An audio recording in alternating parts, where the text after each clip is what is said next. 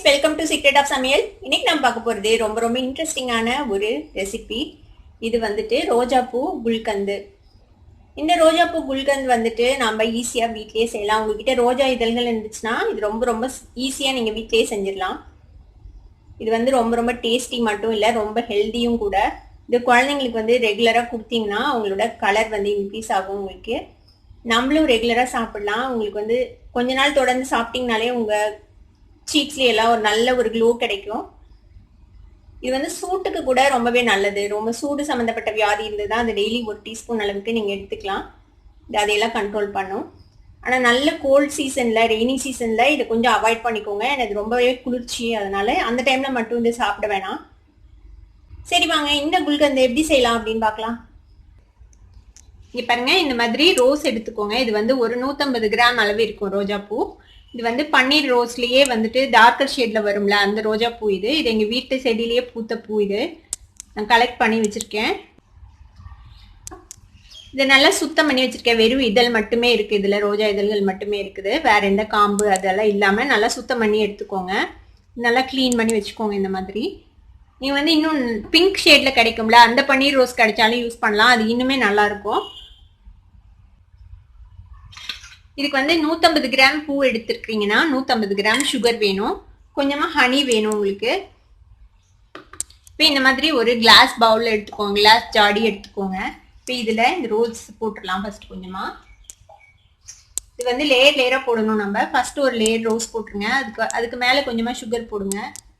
இதுக்கு நீங்க சுகருக்கு பதிலாக கல்கண்டு யூஸ் பண்ணலாம், இல்லை நாட்டு சர்க்கரை யூஸ் பண்ணலாம், எது வேணா யூஸ் பண்ணலாம்.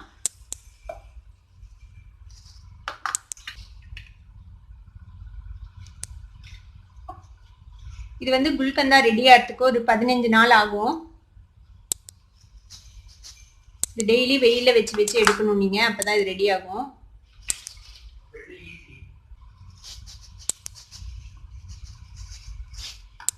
இது மாதிரி ஒரு லேயரா போட்டுக்கோங்க. ஒரு லேயர் ரோஜா பூ, அடுத்த லேயர் சுகர், அந்த மாதிரி போட்டுக்கோங்க. இது மேல இது இப்ப பாக்குறதுக்கு இவ்வளவு இருக்குது. ஆனா இது வந்து ரெடி ஆனதுக்கு அப்புறம் பாத்தீங்கன்னா கம்மியாயிடும். இதுக்கு மேல சுகர் போட்டுக்கலாம்.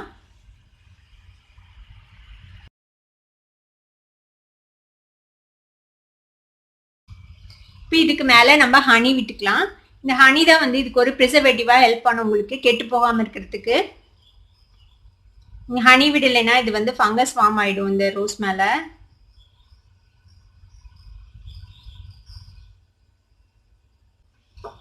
இப்போ இந்த மாதிரி போட்டுட்டோம். நம்ம இது வெயில வைக்கும்போது மேல ஒரு துணி வச்சு கட்டி வெயில வச்சு எடுங்க. வெயில தினமும் வைக்கணும். ஒரு 15 நாள் வரைக்கும் வெயில வச்சு எடுங்க. 2 நாளைக்கு ஒரு தடவை நல்லா கிளறி விடுங்க. 15 நாளைக்கு அப்புறம் நம்மளோட குல்கந்து ரெடி ஆயிடும். நேத்து நம்ம போட்டு வச்சோம். இப்போ வந்து 24 மணி நேரம் ஆச்சு. நான் ஒரு நாள் ஃபுல்லா வெயில வச்சு எடுத்தேன். இப்போ எப்படி இருக்குதுன்னு காட்டுறேன் உங்களுக்கு. பாருங்க, நேத்து எப்படி வலிய இருந்தது ரோஜா பூ. இப்ப பாருங்க எவ்வளவு கம்மியாயிடுச்சு. இதை ஒரு மிக்ஸ் பண்ணி விட்டுலாம். இது மாதிரியே சுண்டி ரொம்ப கம்மியா ஆயிடும். உங்களுக்கு கொஞ்சம் தான் கிடைக்கும் உங்களுக்கு இவ்வளவு செஞ்சோம்னாலும். இதை நல்லா ஒரு மிக்ஸ் பண்ணி இன்னைக்கும் நான் வெயில வைக்க போறேன். இந்த மாதிரி ஒரு 10 நாள் பக்கமா வைக்கணும். நல்ல வெயில் டைமா இருந்ததுன்னா கொஞ்ச நாள் வச்சிங்கனாலே போதும். இப்போ வெயில் அவ்வளவா இல்ல, அதனால கொஞ்சம் அதிக நாள் வைக்கணும். இது பாருங்க, இந்த மாதிரி பிரஸ் பண்ணி வச்சுட்டேன். இப்போ இதை திருப்பியும் நான் வெயில வைக்க போறேன்.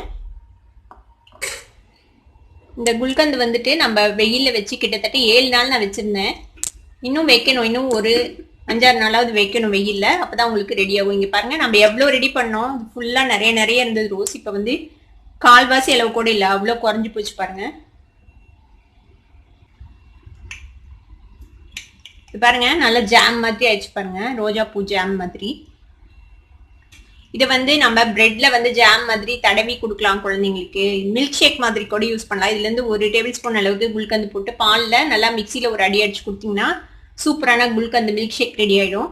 ஐஸ்கிரீம்ஸ்க்கு வந்துட்டு டாப்பிங்கா கூட இது யூஸ் பண்ணலாம். ரொம்பவே டேஸ்டியா இருக்கும். இப்போ இதை வந்துட்டு நம்ம இந்த மாதிரி ஒரு கிளாஸ் பவுல்ல மூடி போட்டு நீங்க வெளியிலேயே வச்சிருங்க. ஃப்ரிட்ஜ்ல வைக்க வேணாம். ஃப்ரிட்ஜ்ல வச்சிட்டீங்கன்னா ஒரு மாதிரி கிறிஸ்டலைஸ் ஆன மாதிரி ஆயிடும். இதுல இருக்க சர்க்கரை எல்லாம் வந்து ஒரு மாதிரி கிறிஸ்டலா ஃபார்ம் ஆயிடும். நல்லா இருக்காது, நறுக்குன்னு இருக்கும்.